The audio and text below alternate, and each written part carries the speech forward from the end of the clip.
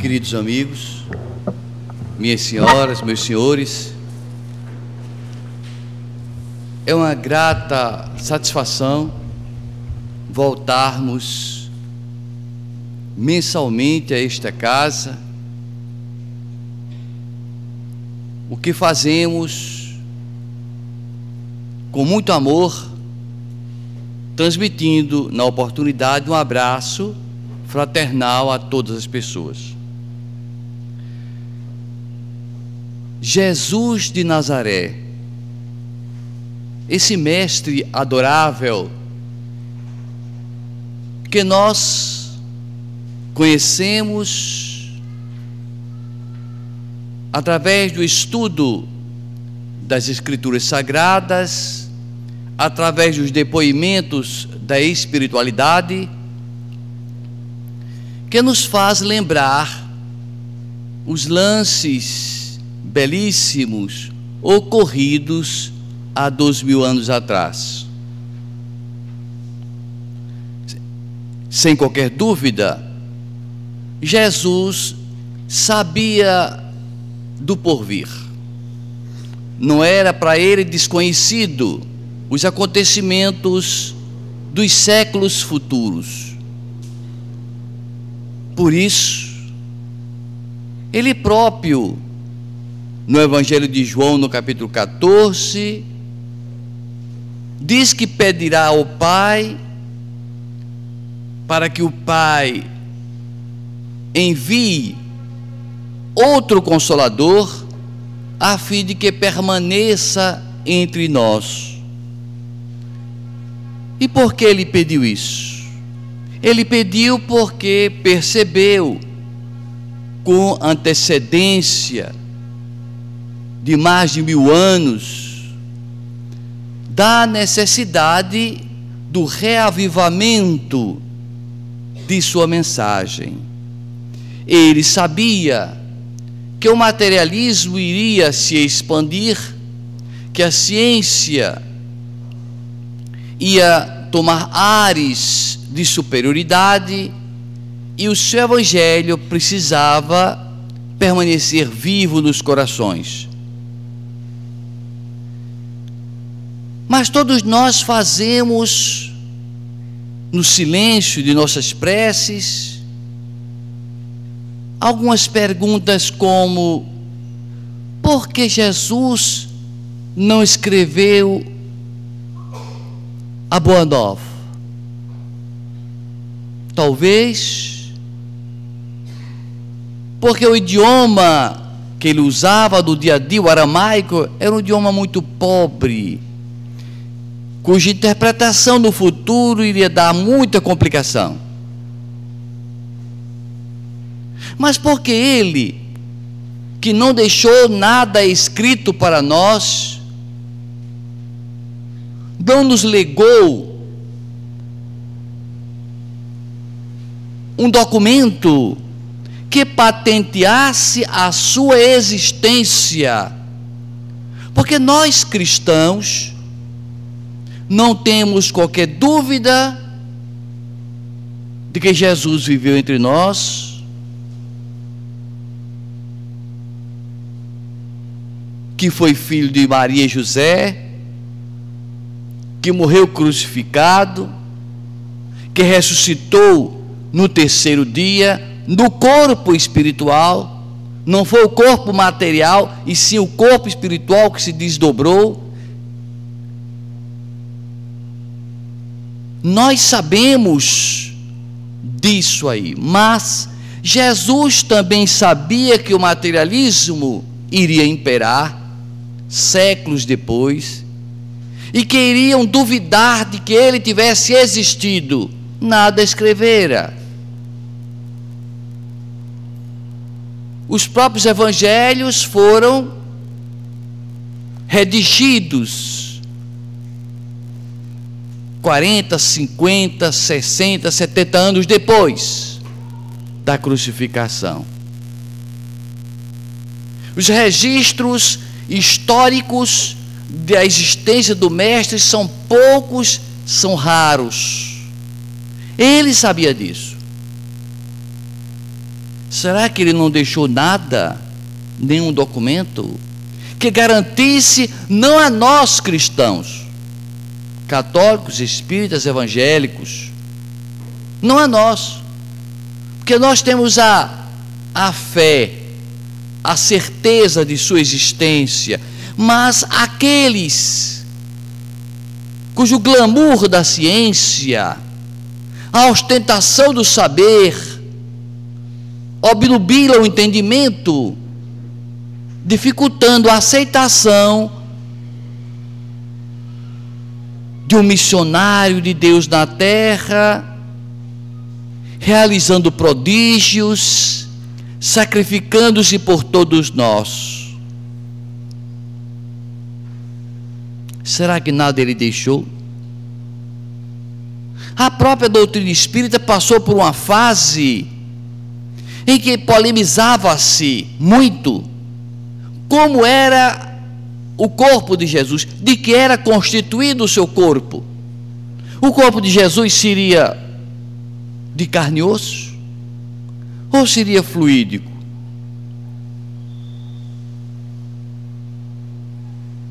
Allan Kardec, no livro A Gênese, capítulo 15, afirma que Jesus evidentemente teve um corpo carnal, morreu, foi sepultado.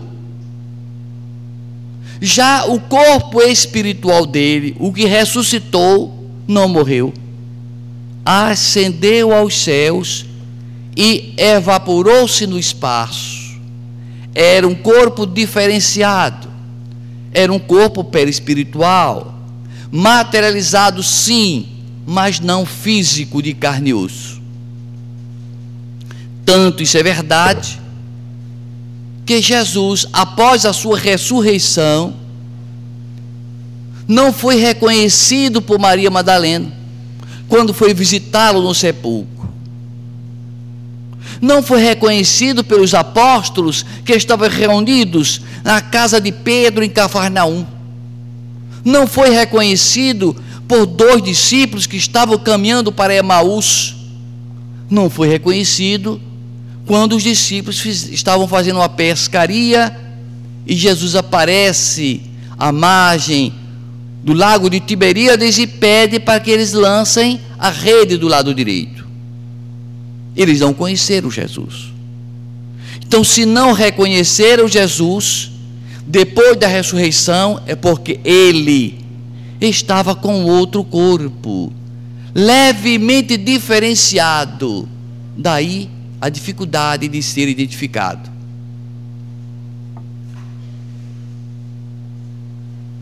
Será que ele não deixou nada?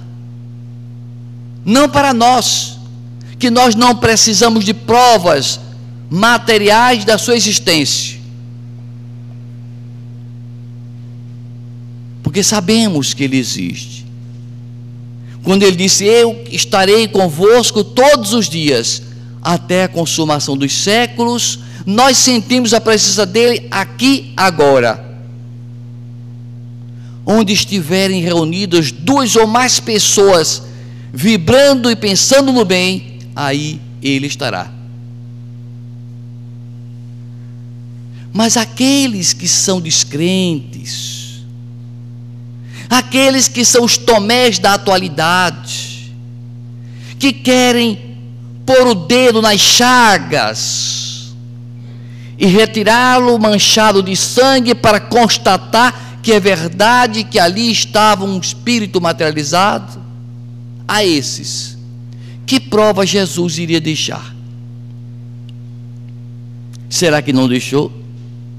Porque, como dissemos, nada deixou escrito de próprio punho. Nada. Mas nós vamos então entender o porquê do sepulcro vazio. Ele foi crucificado.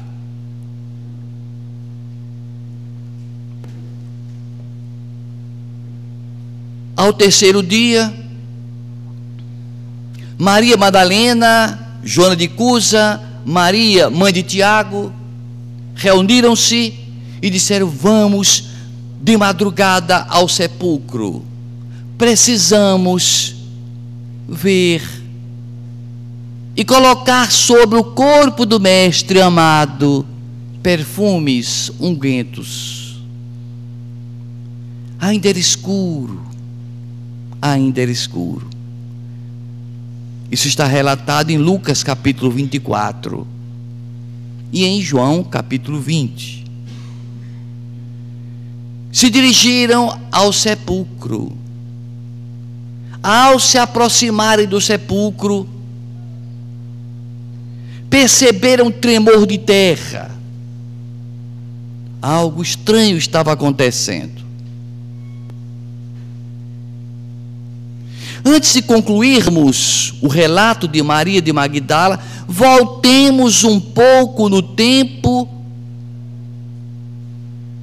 para compreendermos o que ocorreu no momento que Jesus expirou na cruz.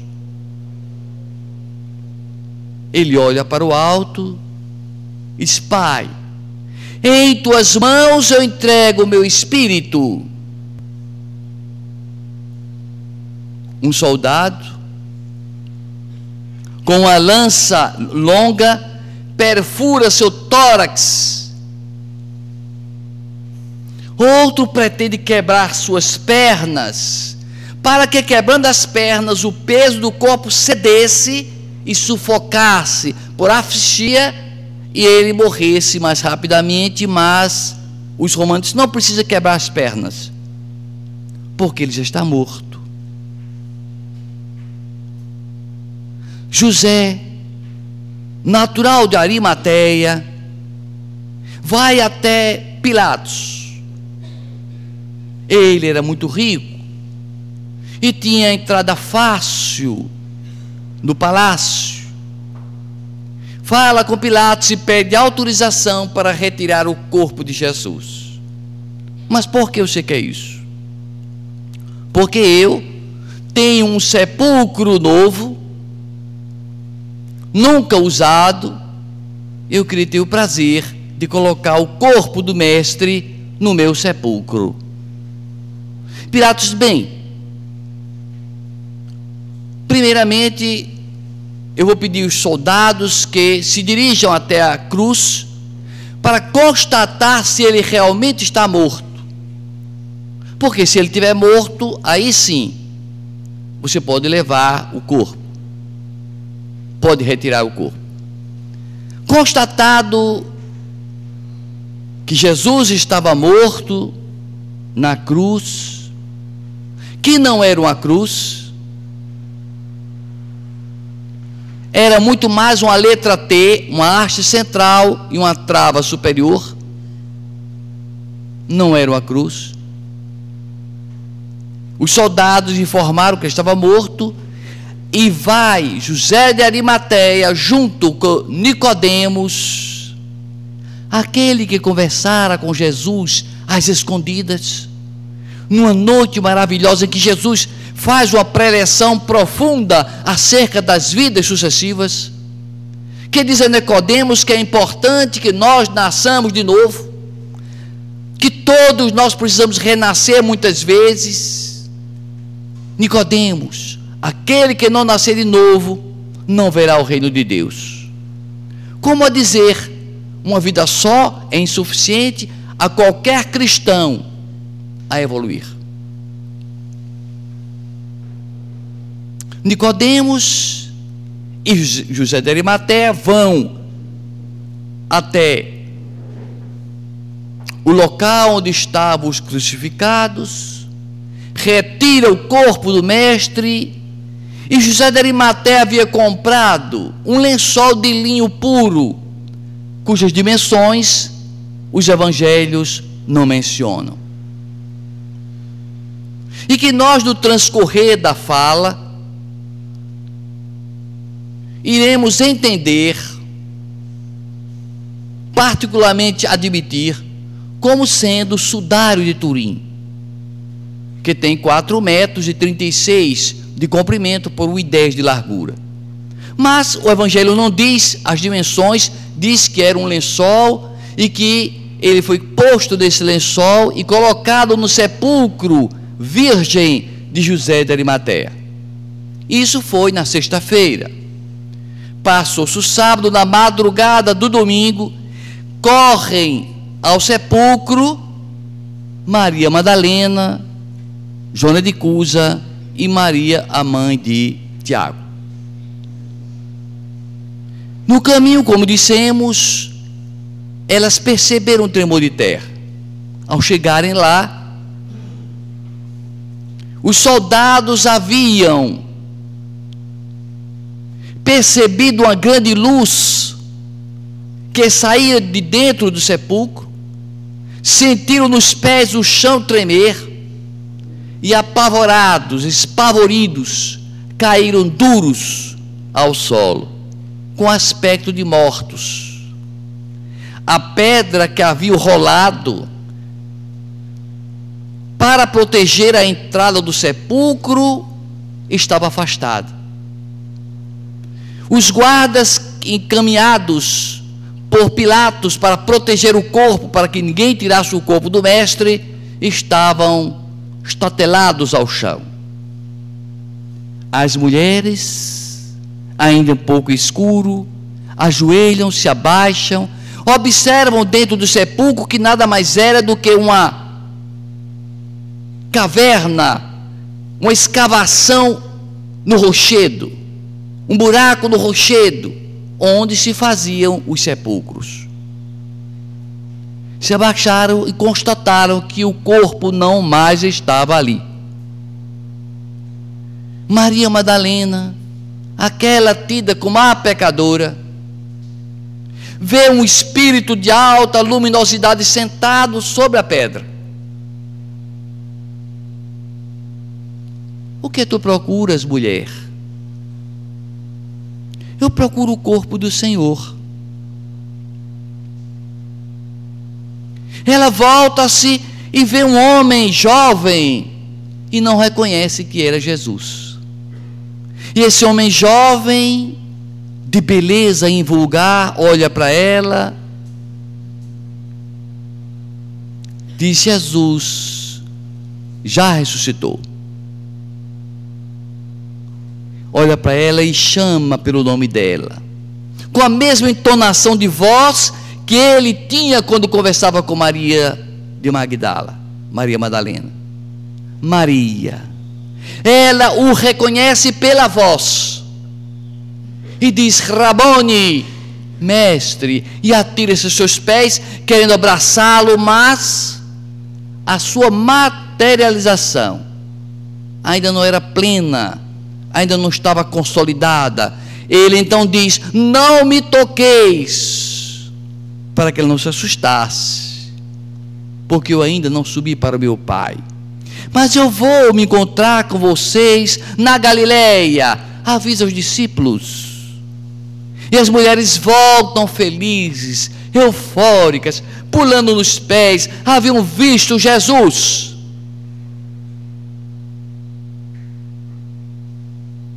Abramos um parêntese e nos perguntemos: quando é que a gente vai ver Jesus? Quando?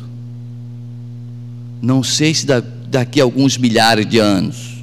Vamos ver se diminui esse tempo. O fato é que voltam e se encontram com os 11 apóstolos, porque Judas já havia se suicidado. E comunica a eles que viram Jesus. Não cremos, não acreditamos nisso. Vocês estão conversando tolices, ainda está escuro.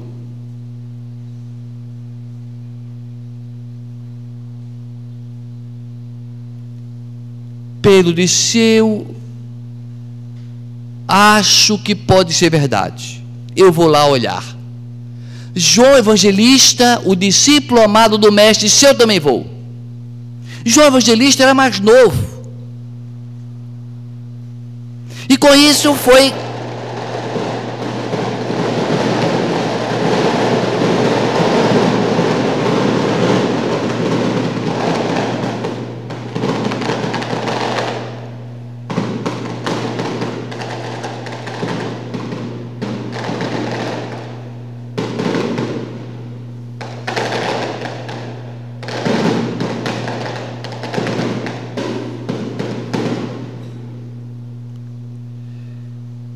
João Evangelista era mais jovem e saiu correndo na frente. Chegou primeiro ao sepulcro. E eu me fiz uma pergunta. Se eu que estou pesquisando se o sudário de Turim é ou não verdadeiro, que vestígios tem o Evangelho? Que vestígios deixaram os discípulos nos Evangelhos?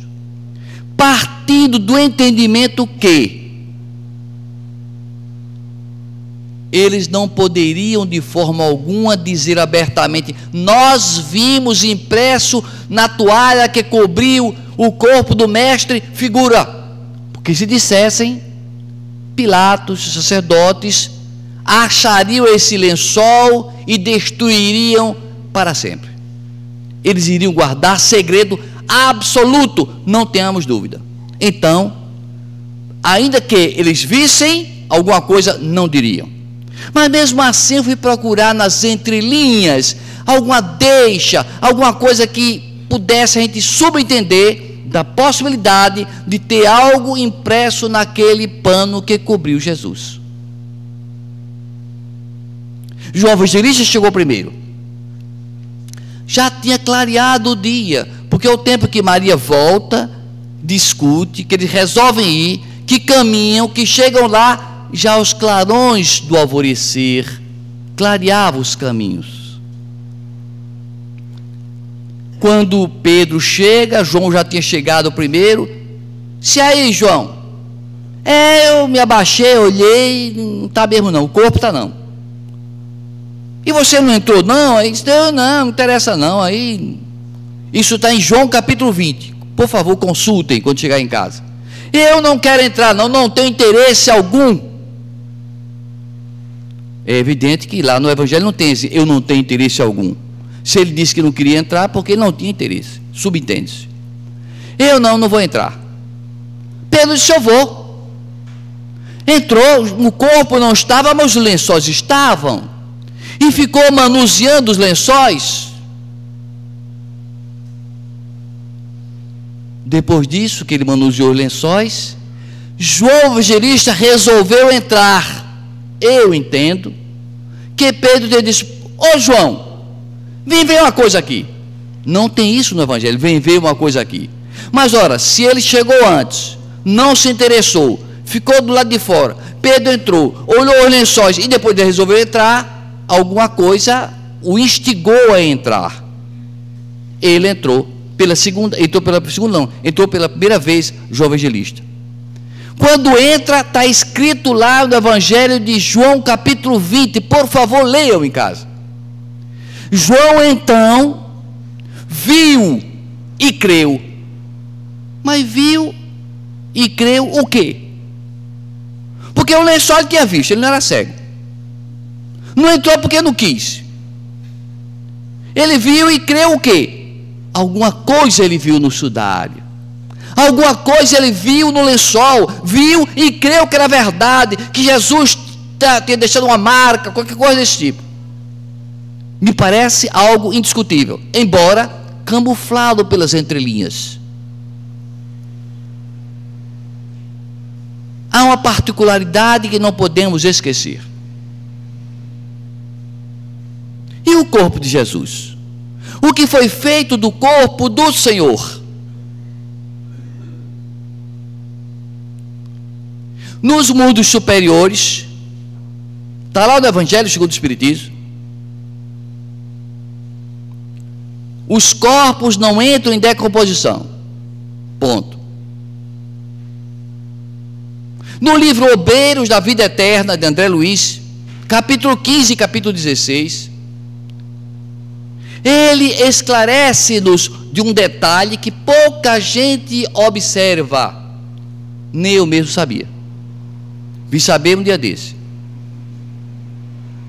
que quando o nosso corpo for levado para a sepultura,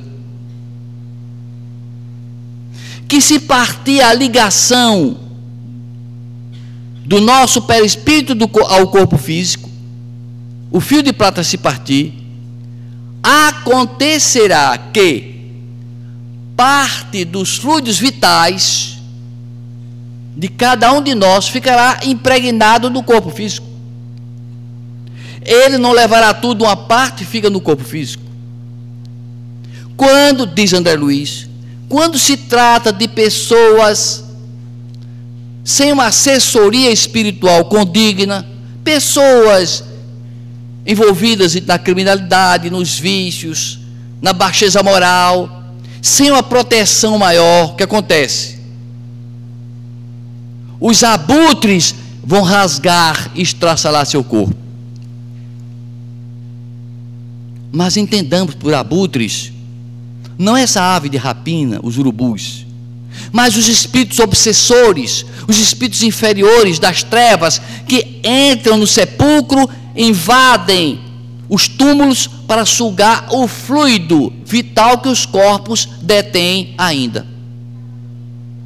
Portanto, existe uma equipe espiritual especializada para dispersar esses fluidos de todos os corpos de pessoas, digamos assim, mais ou menos espiritualizadas. Eu acredito que nós estejamos nesse meio de mais ou menos espiritualizada. Portanto, vamos questionar o corpo de Jesus. O corpo de Jesus, quando houve a morte biológica por crucificação, por asfixia dos pulmões, o corpo físico estava impregnado de fluido vital. Será que os espíritos das trevas iriam lá sugar? Não. E quem tinha moral para afastar e dispersar esses fluidos? Ele próprio. Jesus era a pessoa mais indicada para dispersar, desintegrar os fluidos vitais que estavam no corpo físico. Ponto. Havia um problema crucial para o mestre. O seu corpo era um problema. Por que era um problema? Porque se o corpo permanecesse, os romanos, os sacerdotes, iriam raptá-los e expô-lo ao ridículo nas vias públicas, o cadáver do mestre. Se os discípulos tivesse poder físico de vencer a guarnição militar e roubasse o corpo, ele iria ser adorado como relíquia. Você vai ficar com o quê? Eu vou ficar com as pestanas de Jesus. Eu vou ficar com a sobrancelha do mestre, com a unha da mão, com a unha do pé. Ia ser esfacelado o seu corpo. Sem dúvida, são relíquias guardadas até hoje dos santos. Pessoa que guarda o crânio de João Batista. O crânio de João Batista ainda existe preservado, ainda na Europa. Só que tem 3 crânios de João Batista. 3. Todos 3 são verdadeiros. Acredite se quiser. Então ele tinha que fazer esse corpo desaparecer. Porque nem podia ficar com os apóstolos, nem podia ficar com os fariseus, com os sacerdotes. E como ele havia de desintegrar o fluido vital, segundo consta em Obreiro da Vida Eterna, ele aproveita e desintegra o corpo todo. E no ato de desintegrar o corpo todo, ele impregnou, ou fotografou, ou impressionou o tecido que o envolvia, formando a imagem que entendemos ser a imagem do sudário de Turim. Essa é a única explicação, não diz Anelis, dos cientistas que pesquisaram o sudário por quase 5 anos. Quase 5 anos. Em 1898,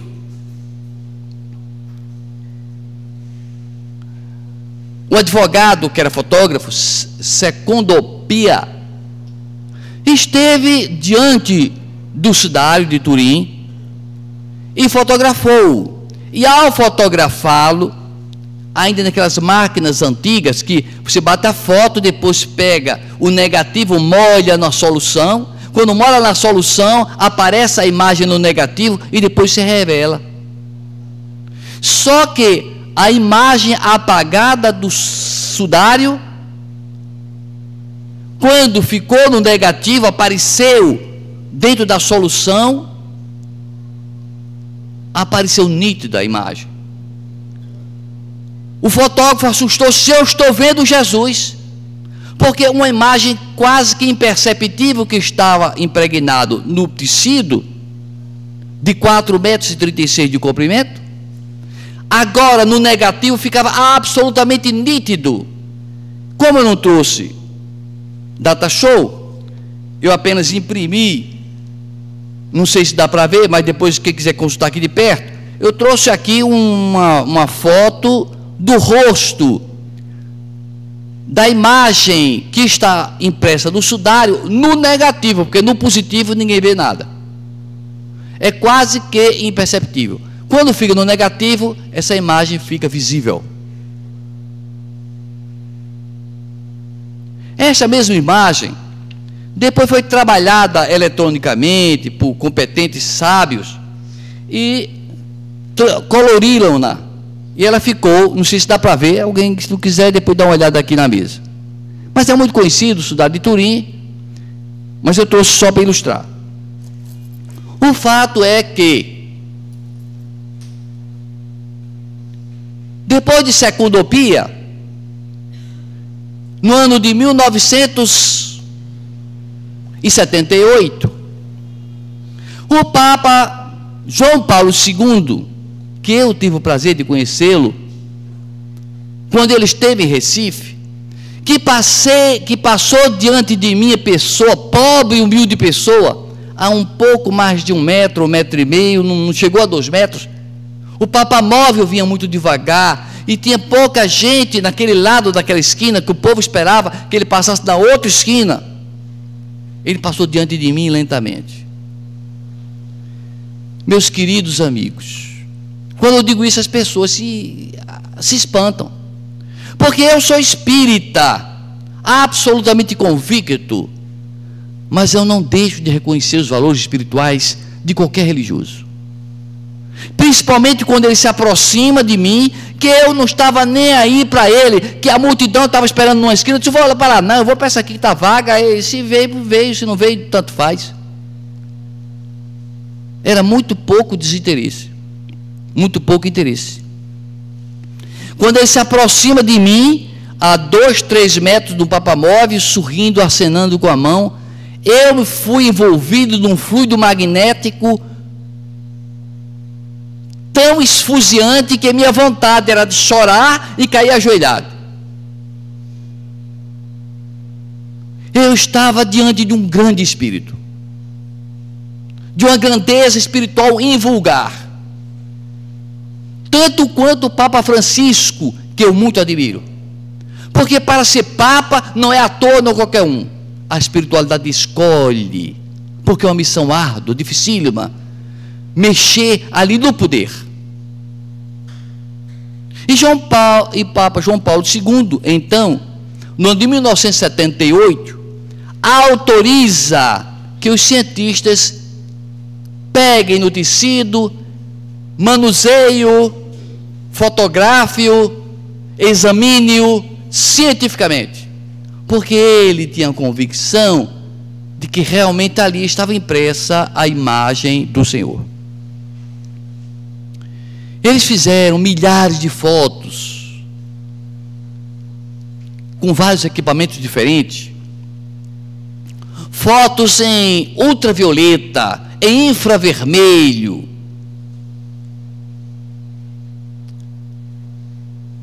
então eles fazem uma foto que provocou outro reboliço. Existe ainda hoje, existe esse equipamento chamado VP8. É uma espécie de máquina fotográfica feita especialmente para fotografias espaciais. Ou seja, vai um satélite tirar fotos da Lua, de Saturno, dos satélites de Júpiter, enfim.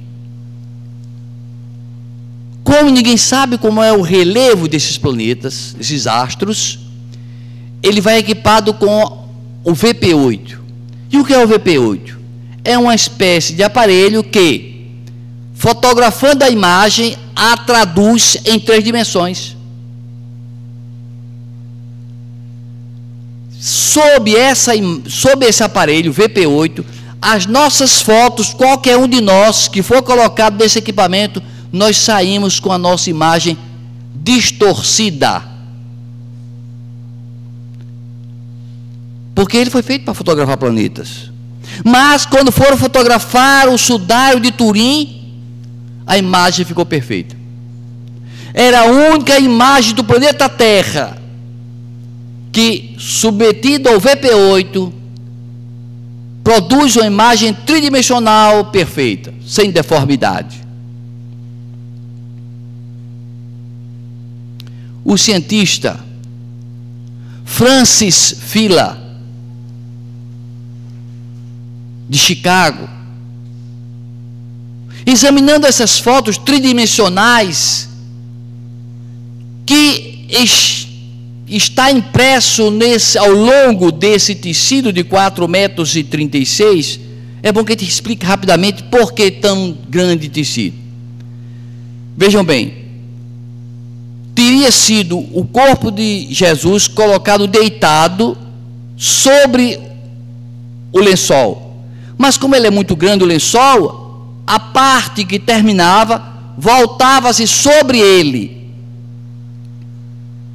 Quando Maria Madalena foi vê-lo de madrugada, ver o corpo dele, que houve um tremor de terra e luzes, deve ter havido uma explosão nuclear, uma desintegração atômica.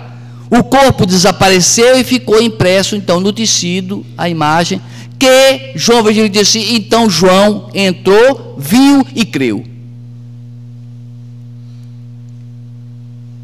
Esse cientista de Chicago, Francis Fila, examinando a imagem tridimensional do sudário, única que existe no planeta, descobriu que sobre as duas pálpebras do cadáver haviam moedas. E num exame minucioso descobriu que as moedas eram moedas exatamente usadas na época da crucificação, ano 29, 30, 31, 32. Moeda de Tibério César, moeda de Pilatos.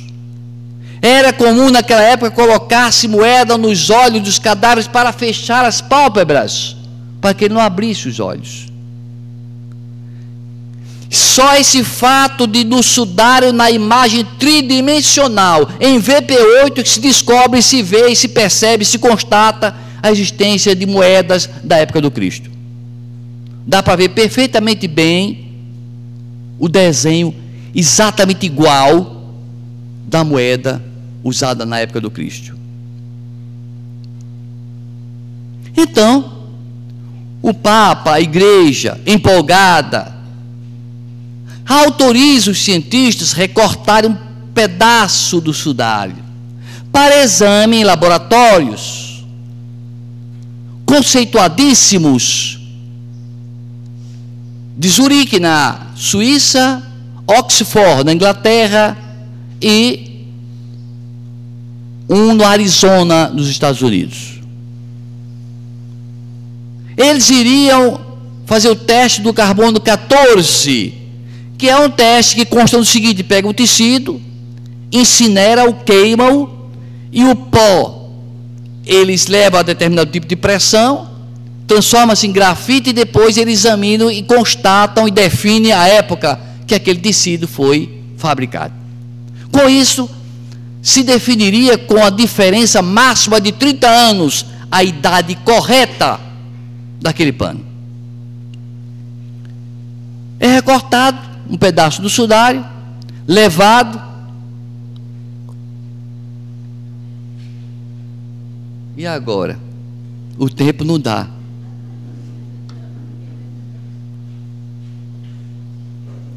Eu vou ter que atropelar. Perdoe, eu tenho que atropelar. O fato é que, feita a experiência, porque estava vendo, na minha posição aqui, estava um brilho, estava sem perceber o horário. Está quase em cima da hora. Mas vamos já encurtar, acelerar e compactar. Vamos fazer tudo em PDF. O fato é que aquele aparelho que era respeitosamente classificado como capaz de identificar e datar algo com a precisão de 30 anos, quando chega o resultado, dá uma diferença de quase 200 anos. Algo estava errado. Cada laboratório diz que ele era de uma data: 1260, 1280, 1360, 1460. Já denotou alguma coisa troncha. Mas isso já botou água na fervura, foi uma tristeza geral. E dessa angústia, porque o carbono 14 era aquilo que se esperava que confirmasse, e pelo carbono 14 o sudário teria apenas 700 e poucos anos.